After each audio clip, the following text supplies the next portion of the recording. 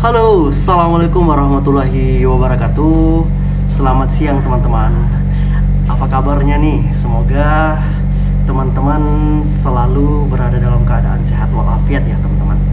Jadi hari ini saya coba membuat video singkat untuk menjawab pertanyaan-pertanyaan teman-teman yang bertanya di salah satu video YouTube saya yang lagi viral saat ini, yang dimana video saya ini baru 2 hari yang lalu saya upload, sudah dinonton sekitar 1170-an ya, dan rata-rata itu penontonnya adalah para peserta pejuang BUMN tahun 2022 teman-teman. Oke, jadi di video ini saya akan menjawab pertanyaan teman-teman secara bertahap ya. Oh, sepertinya kurang afdol ini kalau nggak buka masker ya. Kita buka masker aja teman-teman, biar lebih jelas ya. Oke, jadi untuk yang pertama, pertanyaan dari teman-teman itu sebenarnya pertanyaan ini pertanyaan umum ya, pertanyaan umum dan kendala-kendala umum yang biasa terjadi jika berkaitan dengan aplikasi atau laman web yang biasa kita akses. Nah, kalau untuk pertanyaan yang pertama itu, Bang, gimana kalau kita tidak sempat mengikuti trial test? Apakah bisa mengikuti ujian sesungguhnya nanti di tanggal 19? Jadi jawabannya bisa ya teman-teman. Tidak ada kata-kata yang menyatakan bahwa yang tidak sempat mengikuti trial test itu tidak diberi kesempatan untuk mengikuti seleksi BUMN tahun 2022. Selama si peserta ini lulus dalam tes administrasi, dia pasti mempunyai satu kesempatan untuk mengikuti ujian di tanggal 19 Mei tahun 2022 nanti teman-teman. Seperti itu. Dari mana? Apa dasar saya mengatakan ini? Jadi dasar saya mengatakan ini, informasi yang saya berikan ini itu informasi real atau valid ya, karena segala informasi yang saya sampaikan di konten saya ini adalah informasi yang saya dapatkan di laman web FHCI BUMN official ya, yang dimana akun tersebut merupakan akun official yang valid. Seperti itu teman-teman. Nah, untuk pertanyaan kedua, Bang, kemarin itu jaringan di tempat saya itu pada saat diadakan trial test itu tiba-tiba error.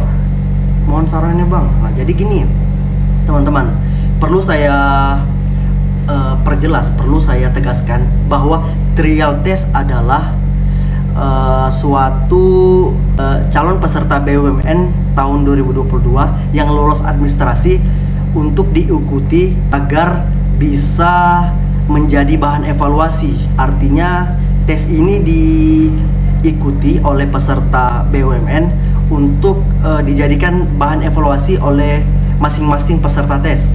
Contoh, misal pada saat trial test kita menggunakan PC yang sudah bisa dikatakan bukan mahal ya, bisa dikatakan sudah jadul lah ya.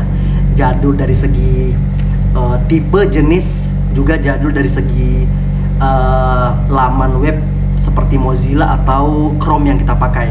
Nah, pada saat trial test itu kita tidak bisa masuk karena laman web yang kita gunakan itu sudah yang lama, belum terupdate. Nah, jadi pada saat hari pertempuran di tanggal 9 itu kita diwajibkan untuk memperbaiki kita punya PC. Artinya komputer yang kita pakai untuk bertempur nanti. Nah, itulah fungsinya trial test. Nah, dari trial test ini kita memperbaiki, mengevaluasi kendala-kendala kita yang kita hadapi pada saat trial test agar pada saat tes nanti, tes sesungguhnya di tanggal 19 itu kita bisa meminimalisir ya, kita bisa meminimalisir kejadian-kejadian serupa seperti itu teman-teman. Nah, jadi pada saat trial test ini kita bisa memperbaiki, mengevaluasi kendala-kendala kita yang kita hadapi pada saat trial test agar pada saat tes nanti, tes sesungguhnya di tanggal 19 itu kita bisa meminimalisir ya, kita bisa meminimalisir kejadian-kejadian serupa seperti itu teman-teman. Nah, jadi Kurang lebih seperti itu gambarannya teman-teman. Jadi trial test itu tidak menentukan teman-teman itu bisa mengikuti atau tidak bisa mengikuti ujian sesungguhnya. Tidak ada cerita tuh teman-teman. Jadi trial test itu memang sebenarnya sih alangkah lebih bagusnya diikuti agar peserta tidak kaget apabila melihat atau mengikuti tes sesungguhnya nanti. Karena memang menurut pengalaman saya kemarin pada saat mengikuti trial test itu memang kita itu diberikan gambaran ya, gambaran soal, contoh-contoh soal yang akan kita hadapi di tanggal 19 nanti. Meskipun ya hanya 5 soal ya, hanya 5 soal. Mimin itu kemarin ekspektasinya, karena saya baca di pengumuman itu kan katanya sekitar 40 sampai 45 soal. Jadi ya semangat juga kita, semangat. Ternyata yang kita dapatkan hanya 5. Tapi tidak apa-apa, setidaknya sudah dapat gambaran.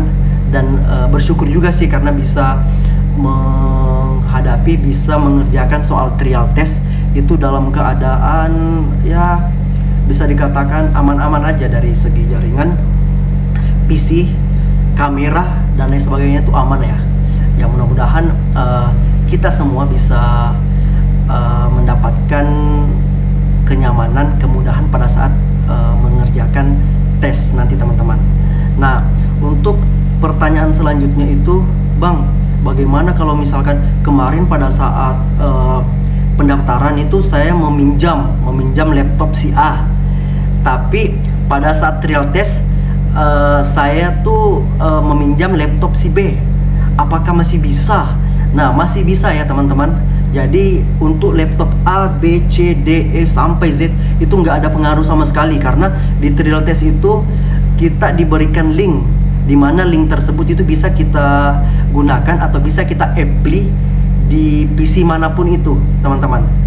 Karena fungsinya link itu adalah untuk membuka di mana saja PC yang kita pakai selama PC itu terjaring dengan atau terhubung dengan internet, seperti itu teman-teman. Intinya nggak ada kendala sih, mau dia PC A, B atau C, itu dia tetap bisa masuk. Tapi hanya satu PC saja. Misal kalau misalkan di PC A itu udah masuk, nah di PC B nanti udah nggak bisa masuk karena kesempatan untuk login itu hanya 1 kali teman-teman. Seperti itu. Oke, jadi mungkin sudah bisa dipahami ya, sudah bisa dipahami. Jadi sekali lagi saya tegaskan bahwa video yang saya buat ini, cikal bakal video ini saya buat adalah untuk membantu teman-teman menjawab kekhawatiran teman-teman yang bertanya di kolom komentar. Nah, untuk pertanyaan selanjutnya nanti kita buat video selanjutnya ya, karena kalau kepanjangan kasihan teman-teman, terlalu lama nanti takutnya boring ya teman-teman. Oke, mungkin sekian dari video saya. Jika menurut teman-teman video ini bermanfaat atau bisa memberikan referensi terbaru, mohon izin bantuan like, comment, subscribe-nya agar channel ini bisa berkembang seperti channel-channel lain ya teman-teman. Dan jika menurut teman-teman ada penyampaian yang kurang dari Mimin, mohon izin dibantu komen, kritik, dan sarannya untuk perbaikan video di video selanjutnya teman-teman. Itu saja video dari Anak Muda Official. Billahi taufik wal hidayah. Assalamualaikum warahmatullahi wabarakatuh.